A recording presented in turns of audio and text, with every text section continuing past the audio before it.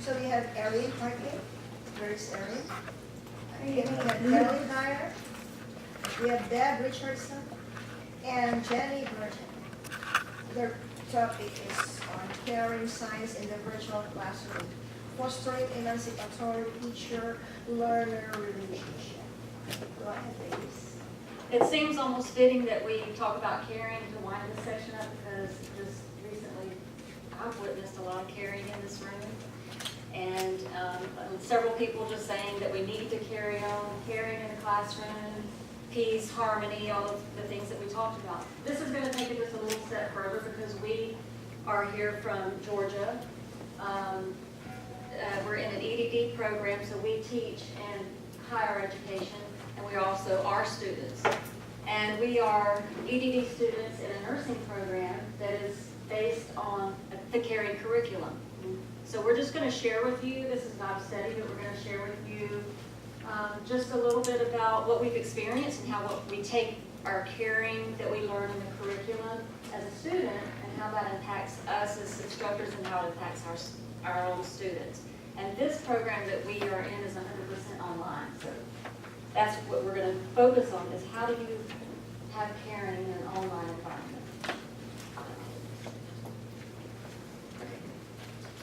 And I am an instructor of nursing at Clayton State University, and it is not based on a caring curriculum like the program that we are students in.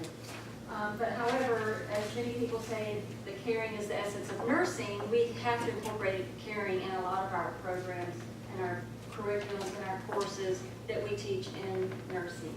So just because though, we're nurses, obviously we've learned today that caring is not just isolated in nursing, but it's in all disciplines. So you can learn a lot about your own practices of what you're doing to promote caring just from what we have to share with you.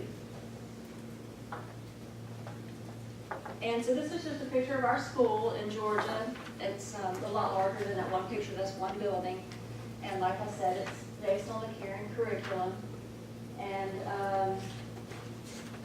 we're going to just give each one of us, or they're going to give you examples of experiences that they've had in this program.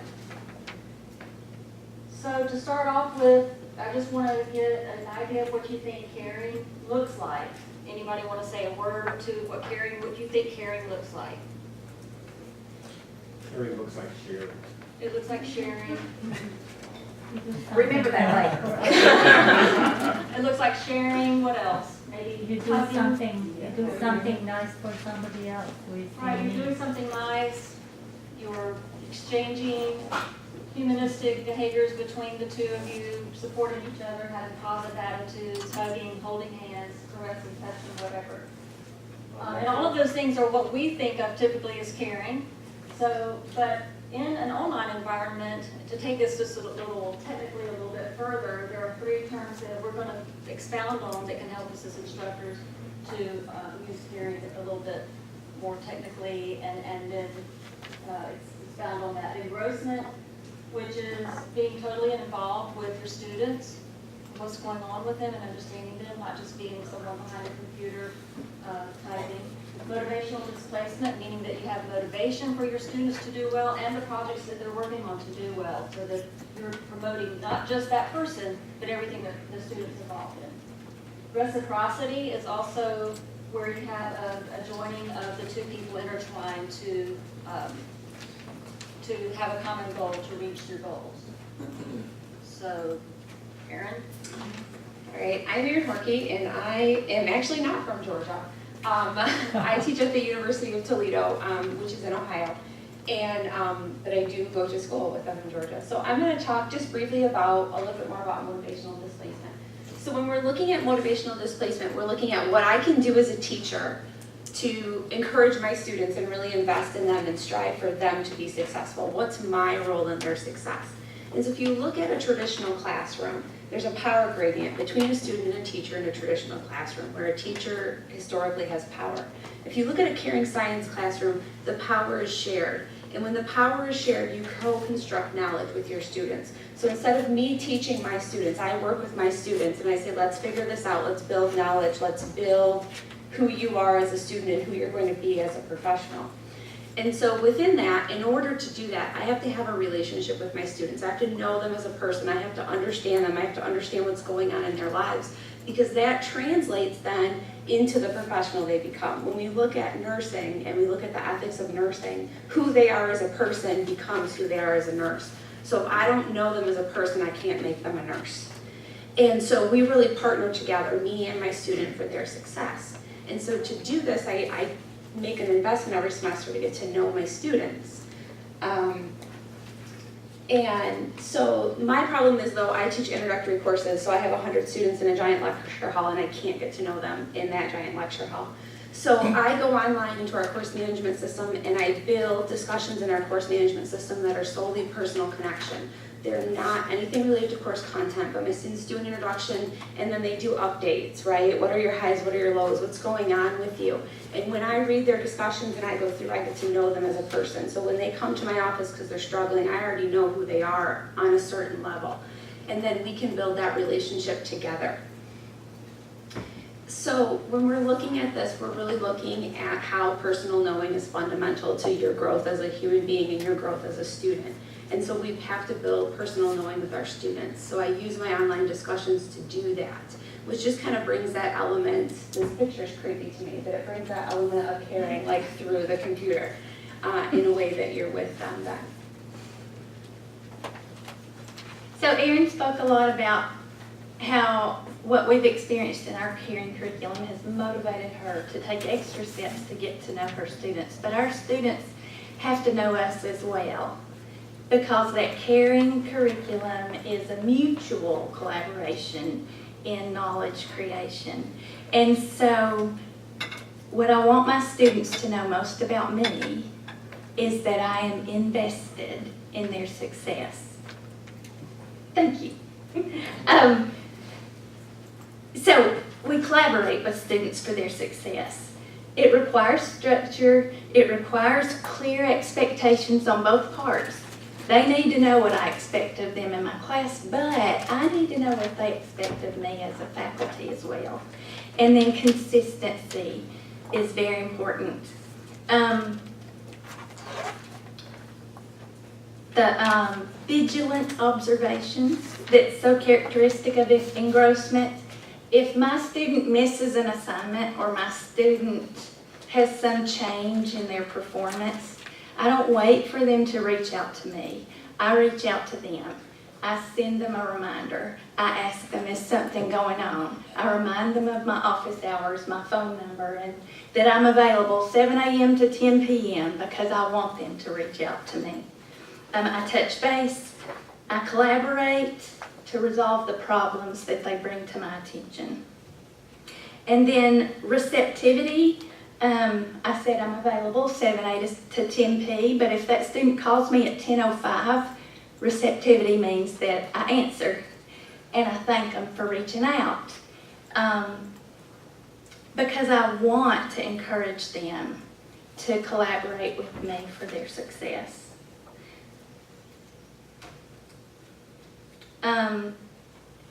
We role model caring. We encourage them to share their experiences. Like Erin, I also have small group discussion boards where students are encouraged in every journal to share their happies and crappies. What's the best thing that's happened to you this week? What's the worst thing that's happened to you this week? And that way I get to know not only them, but how they are experiencing college and how I can help them be more successful. They have journals once a week, and also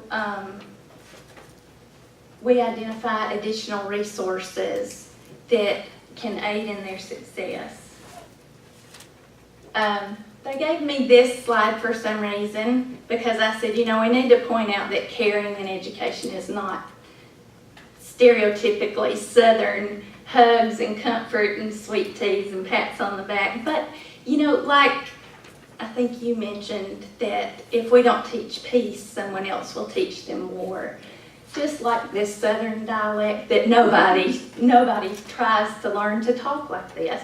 It was modeled for me. And similarly, we model caring for our students by treating them with respect and being interested in them and investing in their success. And so I'm going to wrap up and talk about the sharing of ourselves. I'm from the University of West Georgia, both as a student and I am honored to actually be on the faculty teaching in a caring science curriculum.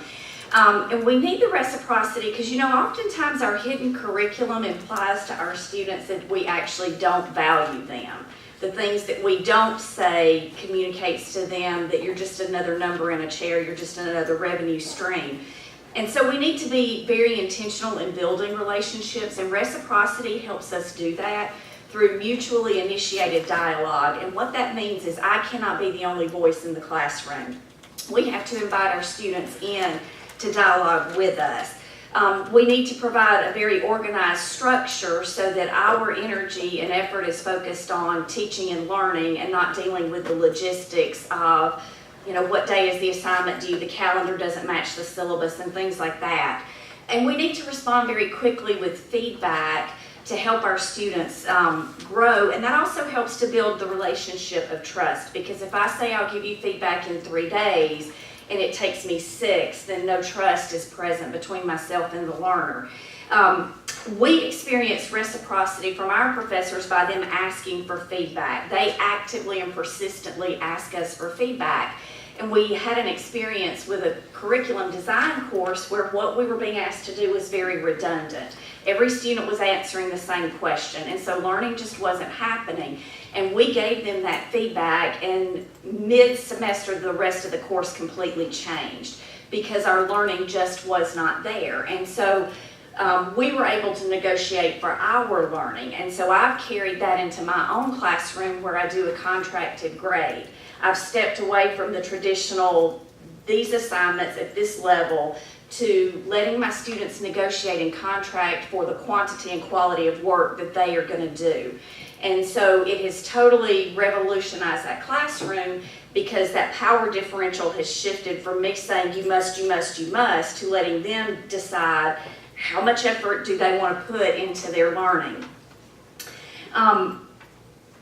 So to summarize this presentation, as we've talked about this, we're looking forward to actually doing an autoethnography. As Jenny mentioned, we are all EDD students. We're writing our comps furiously when we go back to our hotels tonight.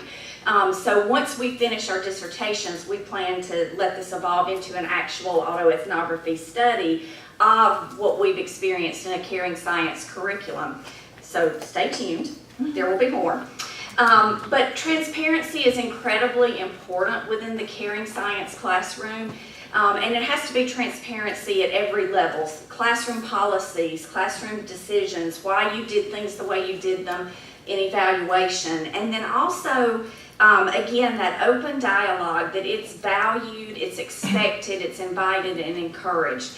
And if you're interested in, you know, where to start to incorporate caring science, we would really recommend the book that we've got here on creating a caring science curriculum. It's by Marcia Hills and Jean Watson.